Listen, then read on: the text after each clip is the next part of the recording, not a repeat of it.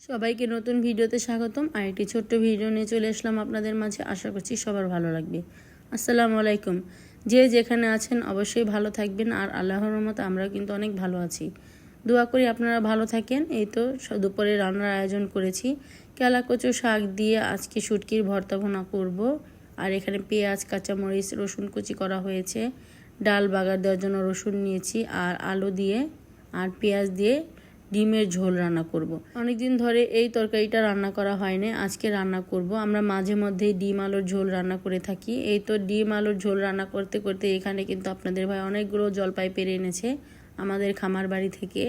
খামার বাড়িতে প্রচুর জলপাই হয়েছে, আশেপাশের লোকজন বেশিরভাগই নিয়ে যাচ্ছে, সেজন্য আজকে বেশি করে পেরে এনেছে। আশেপাশে আত্মীয় স্বজন, পাড়া প্রতিবেশী সবাইকে দিয়ে দেব। কারণ বাচ্চারা তো পেরে পেরে ভাড়াটিয়ারা নিয়ে যায়, আশেপাশের মানুষ তো আর খেতে পারে না, সেই জন্য বেশি করে পেরে আনলাম। আত্মীয় স্বজনদের দেবো, আশেপাশের মানুষকেও দেবো। আর খামার বাড়ি থেকে বেশ অনেকগুলো ধুন্দুল এনেছে, সেখানে ধুন্দুল গাছ আছে, আপনারা অবশ্যই জানেন। অনেকগুলো ধুন্দুল হয়েছে, সেগুলো নিয়ে এসেছে। সবগুলো ধুন্দুল আর জলপাই এখন উপরে নিয়ে চলে গেল। এখন আবার আমি রান্না করতে চলে আসলাম। এখন প্রথমে আমি ডিম আলু ঝোল রান্না করব।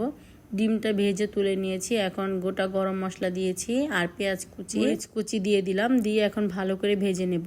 আর এখানে ডিম আলু ঝোল রান্না করার জন্য সব মশলা নিয়েছি, হলুদের গুঁড়া, মরিচের গুঁড়া, ধনিয়ার গুঁড়া, আদা রসুন, পরিমাণ মতো লবণ।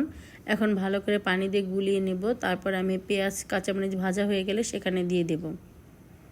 এইভাবে পানি দিয়ে মশলাটা গলিয়ে রান্না করলে বাটা মশলার একটা ফ্লেভার অনেকটাই আসে, আর খেতে বেশ ভালো লাগে। সেজন্য মাঝে মধ্যে আমি এইভাবে মশলাটা গুলিয়ে দিই। পেঁয়াজ কাঁচামরিচগুলো ভাজা হয়ে গিয়েছে, মশলাটা দিয়ে দিলাম। মশলাটা কষানো, তারপর এখানে পেঁয়াজ আর আলুগুলো দিয়ে দেব। পেঁয়াজগুলো গোল গোল করে কেটে নিয়েছি। এইভাবে ডিম আলু ঝোলের মধ্যে গোল গোল করে পেঁয়াজ কেটে দিলে খেতে অনেক ভালো লাগে। এখন আলু আর পেঁয়াজগুলো সুন্দর করে কষিয়ে নেব। আমার এই ছোট ছোট ভিডিওগুলো যদি আপনাদের কাছে ভালো লেগে থাকে তাহলে আমার ইউটিউব চ্যানেলটা সাবস্ক্রাইব করে দিবেন, আর সাবস্ক্রাইব করা হলে পাশে থাকা ছোট্ট বেল আইকনটি প্রেস করে দিবেন। তাহলে আমি নতুন নতুন ভিডিও ছাড়ার সাথে সাথে আপনাদের কাছে নোটিফিকেশন চলে যাবে, আপনারা আমার ভিডিওটি দেখে নিতে পারবেন। পেঁয়াজ আলুগুলো সুন্দর করে কষানো হয়ে গিয়েছে, এখন বেশি করে পানি দিয়ে দিলাম, কারণ আলুগুলো সেদ্ধ হবে আর এই তরকারিটা একটু ঝোলঝোলি থাকবে, তাই পরিমাণের থেকে একটু বেশি পানি দিয়েছি। পানিটা বলক চলে আসলে, এই তো ঝোলটা বলক চলে এসেছে, এখন ভেজে রাখা ডিমগুলো দিয়ে দিলাম। ভাত হয়ে গিয়েছে, ভাত নামিয়ে রেখেছি। পাশের চুলায় ডাল বসিয়ে দেব। আজকে যেহেতু অনেকগুলো জলপাই পেরে এনেছে, তাই জলপাই দিয়ে ডাল রান্না করব। ডিম আলুর ঝোল হয়ে গিয়েছে, নামানোর আগে জিরে গুঁড়া দিয়ে দিলাম, এখন নামিয়ে নেব।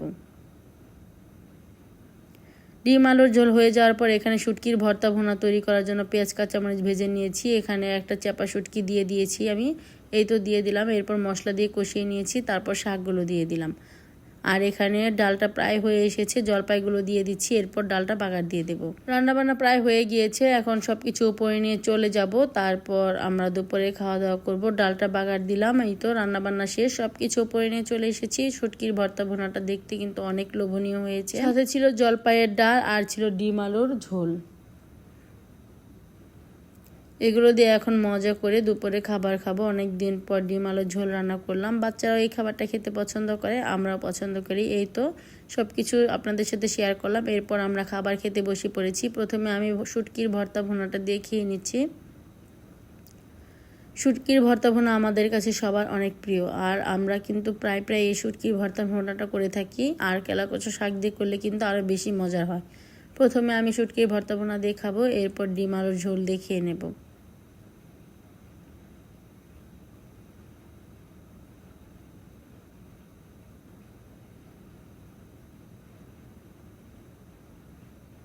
এই তো আবার একটু ডিম আলুর ঝোল দিয়েও খেয়ে নিচ্ছি, আর এই তরকারিটা বেশ মজা হয়েছিল।